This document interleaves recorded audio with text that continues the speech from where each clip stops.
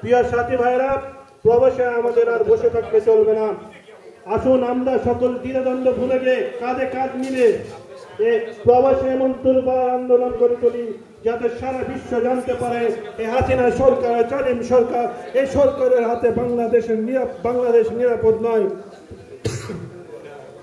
যে কোনো মূল্যে, যে কোনো ত্যাগের বিনিময়ে হাসিনাকে বাংলার মসনদ থেকে বিতাড়িত করবো ইনশাল্লাহ।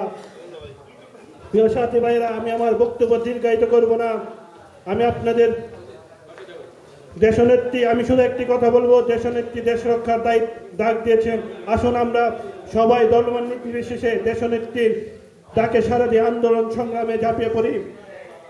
পরিশেষে আপনারা আমার বক্তব্য ধৈর্য সহকারে শোনার জন্য এবং আপনাদের সকলের সুস্বাস্থ্য কামনা করে, বেগম খালেদা জিয়া এবং তারেক রহমানের সুস্বাস্থ্য কামনা করে এবং আগামীকালে বেগম খালেদা জিয়ার মহাসমাবেশ সফলে আশাবাদ ব্যক্ত করে বাংলাদেশ জাতীয়তাবাদী স্বেচ্ছাসেবক কেন্দ্রীয় কমিটির পক্ষ থেকে আপনাদেরকে আবারও সংগ্রামী অভিনন্দন জানিয়ে আমি আমার বক্তব্য এখানে শেষ করছি। খুদা হাফেজ। বাংলাদেশ জিন্দাবাদ।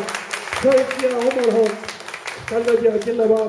তারুণ্যের প্রদত্ত অলঙ্কার তারেক রহমান জিন্দাবাদ। ধন্যবাদ সবাইকে।